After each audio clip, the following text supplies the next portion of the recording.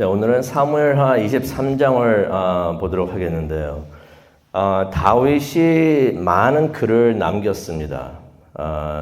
기록을 보게 되면 최소한 73개의 시편이라고도 하죠. 우리가 그 노래들을 볼 수가 있는데 1절을 보니까 이런 말씀이 있습니다. 이는 다윗의 마지막 말이다.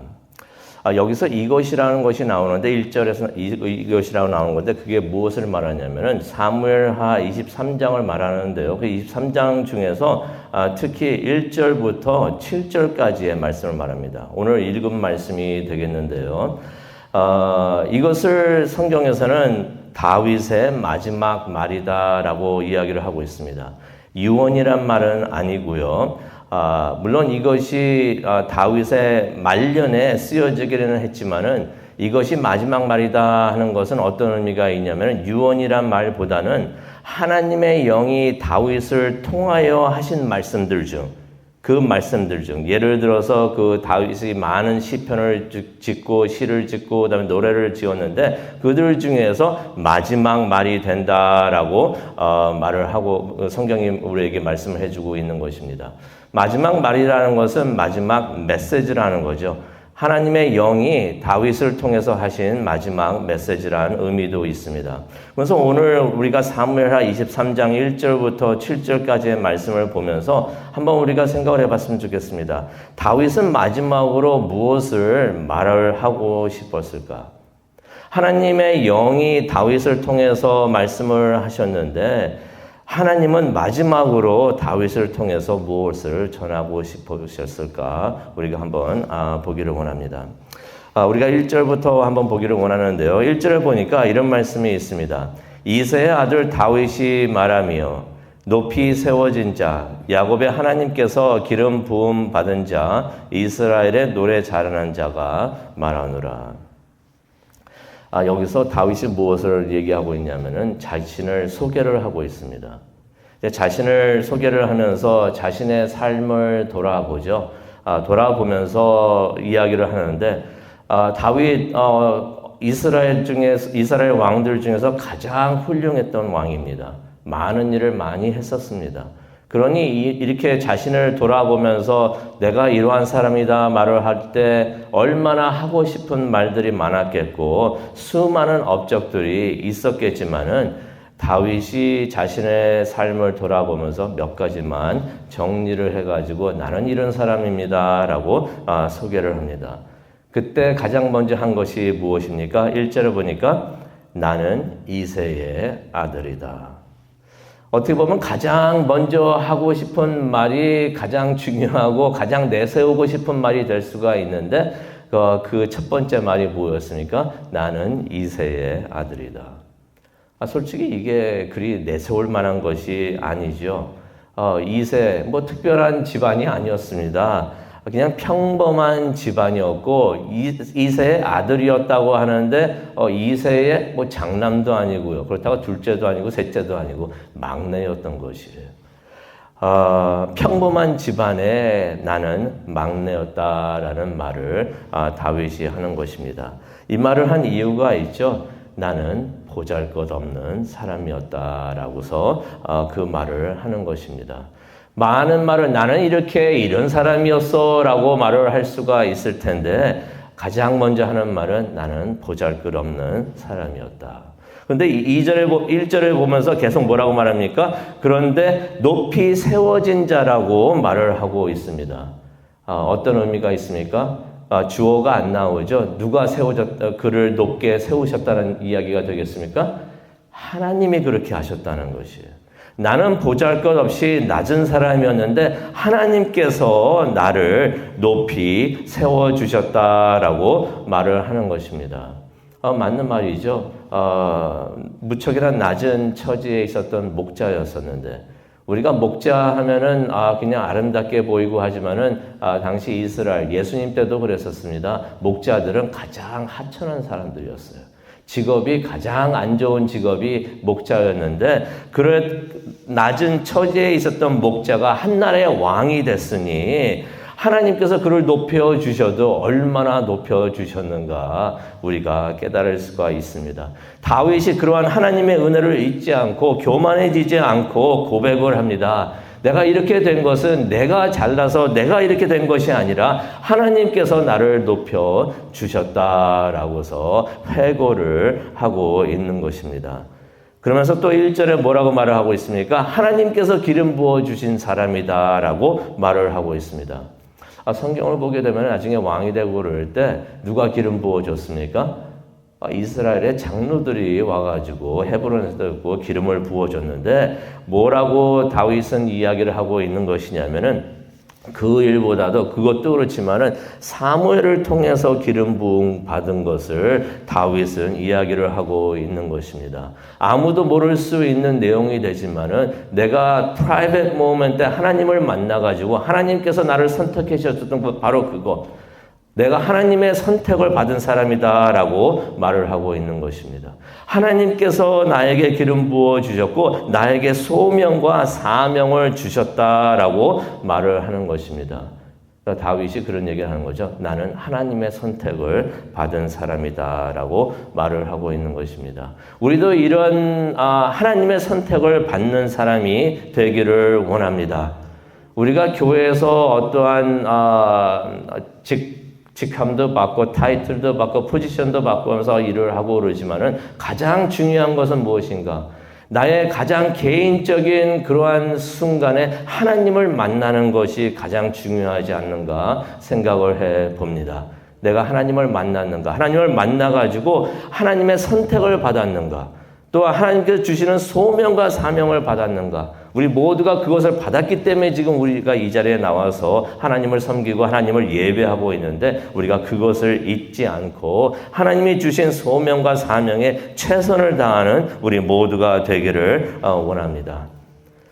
다윗이 이제 죽을 날이 얼마 남지가 않았습니다. 그래서 이제 사무엘하도 오늘 24장이 마지막입니다.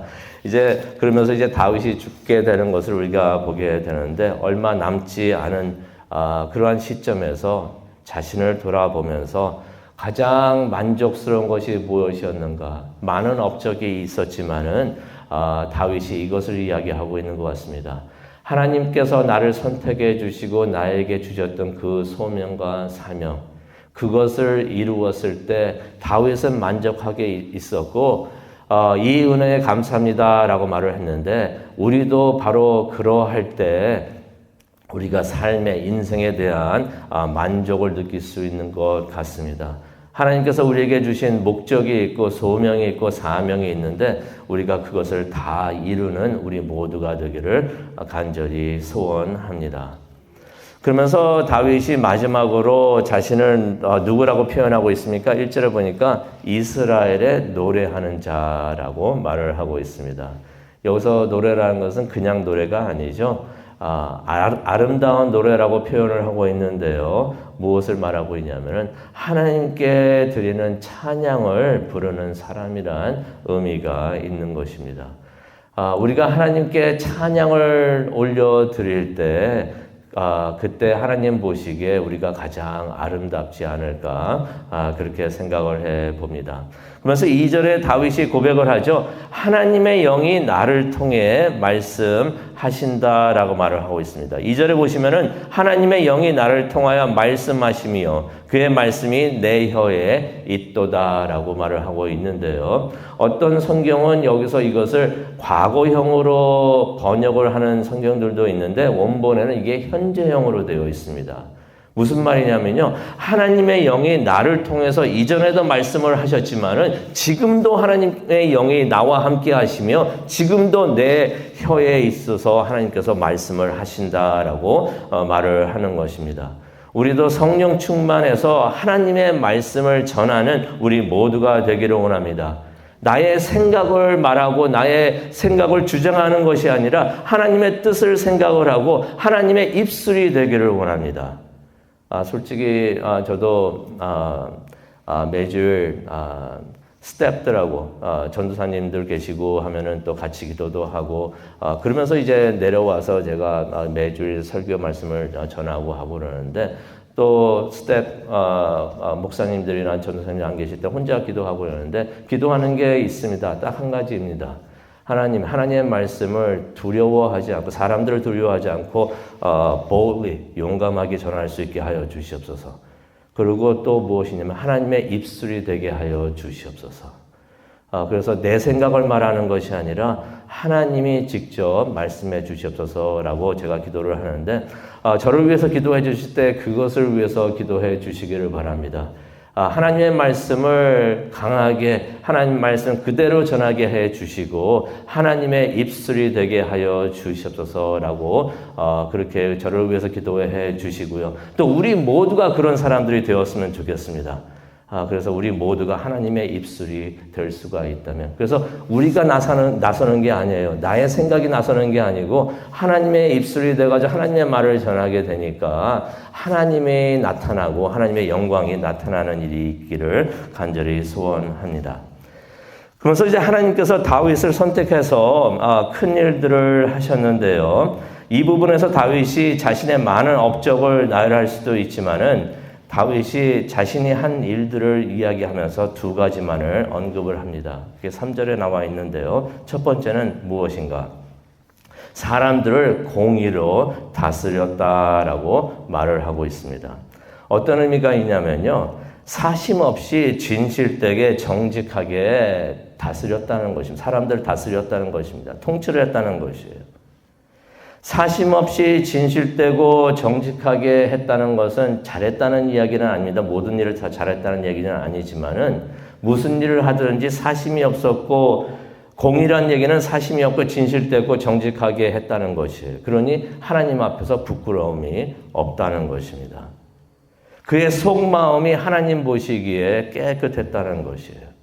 그래서 항상 공정하게 편애하지 않고 하나님 뜻대로 통치를 했다는 것입니다. 다윗이 자신의 업적을 보면서 내가 잘한 일 바로 이것이다. 하나님의 공의대로 다스렸다라고 말을 하고 있고요. 또 두 번째로 무엇을 3절에 얘기하고 있냐면은 하나님을 두려워하면서 다스렸다라고 이야기를 하고 있습니다. 자신의 생각대로 다스리는 것이 아니라 하나님을 두려워하면서 다스렸다는 것이에요. 두려워했다는 것은 어떤 의미가 있냐면은 하나님의 뜻에 순종을 했다는 것입니다. 하나님을 경외하는 자, 하나님을 두려워하는 자가 하나님께 순종하는 줄로 믿습니다. 이러한 삶을 사는 사람의 삶이 리더의 삶이 되기를 원합니다. 이러한 삶을 산 리더의 삶은 어떠한가? 4절에 보니까 구름 한 점 없는 아침 같고 상쾌한 아침 햇살과 같다라고서 다윗이 이야기를 하고 있습니다. 아침인데 구름이 한 점 없다. 상쾌한 아침의 햇살 같다. 또 뭐라고 말하고 있습니까? 비갠 후에 새싹을 돋게 하는 햇살과 같다라고서 4절에 이야기를 하고 있습니다. 비유법이죠. 세상을 밝게 하고 생동감 있게 하는 존재가 되고 주변 사람들을 풍성하게 자랄 수 있는 존재가 된다라고서 말을 하고 있는 것입니다. 다윗이 자신의 삶을 돌아보면서 스스로 그렇게 평가를 하는 것입니다. 그런데 이전에도 다윗이 말을 했죠. 내가 지금 말하고 있는 것은 내가 말하는 것이 아니라 하나님의 영이 나를 말하고 있는 것이다 라고 하고 있으니 무슨 이러한 다윗의 평가가 누구의 평가가 되겠습니까? 하나님의 영, 하나님의 평가가 된다는 것을 우리가 깨닫게 됩니다. 하나님께서 다윗을 볼 때 구름 한 점 없는 아침 같고 상쾌한 아침의 햇살 같고 비갠 후에 새싹을 돋게 하는 햇살과 같다라고서 하나님께서 그렇게 말씀을 해 주시는 것입니다. 우리도 하나님의 이러한 평가를 받는 사람이 되기를 원합니다. 주변에 있는 사람들과 우리 사회가 우리를 통해서 좀 더 밝아지고 풍성해지는 그러한 삶을 사는 우리 모두가 되었으면 좋겠습니다. 그러면서 다윗이 5절에 있는 말씀이 되겠는데 5절에 있는 말씀으로 말씀을 마치려고 합니다. 다윗이 간절히 바라고 원하고 기도하는 것이 있는데 그것을 다윗이 언급을 합니다. 다윗이 원하는 것은 이제 얼마 살 날이 남지 않았는데 무슨 부귀영화를 원하는 것도 아니었고요. 원하는 것은 딱 한 가지였습니다. 그것이 무엇인가? 5절에 보게 되면은 하나님의 언약을 이야기를 하고 있습니다. 하나님이 다윗과 맺은 언약, 그 언약이 영원하기를 원하고 바라고 그것을 위해서 기도한다라는 말을 다윗이 하고 있습니다. 그 언약이 반드시 이루어지기를 원한다. 그 언약이 영원하다는 것은 반드시 이루어지는 것을 말하고 있는데 다윗이 그것이 이루어지기를 바랍니다라고서 이야기를 하고 있는 것입니다. 하나님이 다윗과 맺은 언약이 무엇인가요? 기억하십니까? 사무엘하 7장에 나오는 말씀이 되겠는데요. 하나님께서 다윗을 축복하시면서 이 말씀을 하셨어요. 내가 너의 집을 세워주겠다. 다윗의 왕조를 말하고 있는 것입니다. 내가 너를 통하여 너를 계속해서 축복해주고 너의 후손들을 축복해줘서 너의 가정, 너의 집이 견고하게 해주겠다라고 하나님께서 말씀을 해주셨는데 다윗이 이제 죽음을 앞두면서 그것을 기도합니다. 하나님, 그때 약속해 주셨던 그 약속 반드시 지켜주시옵소서. 그것을 기도하고 있는 것입니다. 근데 우리가 역사를 알죠? 다윗의 왕조라고 할 수 있는 유다 왕국, 그거 서기전 586년에 끝이 났습니다. 그때가 마지막이었어요. 마지막 왕이었어요. 그렇다면 하나님께서는 다윗에게 주신 그 약속을 지키지 않으셨는가? 그게 아니죠. 하나님은 다윗에게 주신 그 약속 이루어 주셨는데요. 하나님께서 다윗의 후손이 되시는 다윗의 후손을 통해서 메시아를 이 세상에 보내주셨던 것이에요. 예수 그리스도를 우리에게 주셨는데 예수 그리스도가 우리에게 메시아가 되시는 줄로 믿습니다. 그리스도가 되시는 줄로 믿습니다. 예수님은 누구십니까? 평강의 왕이신 것이에요. 이스라엘의 왕만 되는 것이 아니라 평강의 왕 중의 왕이 되시는 줄로 믿습니다. 하나님께서 다윗에게 주신 그 약속 하나님께서 반드시 지켜주셨는데 우리가 그 말씀 기억하면서 기도하기를 원합니다. 하나님께서 우리에게 주신 그 약속, 내가 하나님 앞에 엎드려서 무릎 꿇고 기도할 때 하나님께서 나에게 주신 그 약속 이루어 주시옵소서. 성경을 읽을 때 하나님께서 나에게 주신 그 약속들이 있는데 그 약속 이루어 주시옵소서. 그것을 위해서 기도하는 우리 모두가 되기를 원합니다. 예수님을 왕으로 섬기는 하나님의 백성이 되기를 원하고요. 성령의 인도하심으로 하나님의 말을 하고 하나님의 선택을 받아가지고 하나님의 일을 하고 하나님의 도우심으로 하나님의 공의를 행하고 하나님을 두려워함으로 하나님의 뜻을 이루는 사람 되게 하여 주시옵소서. 다윗이 어쩌면 이러한 삶을 우리 보고 살라고 이러한 마지막 글을 남겼는지도 모릅니다. 솔로몬도 다윗의 이러한 마지막 글을 읽으면서 좋은 왕이 되고자 하셨을 텐데 우리도 이러한 다윗의 마지막 글을 기억을 하면서 하나님 보시기에 아름다운 사람이 되기를 간절히 축원합니다. 기도하시겠습니다.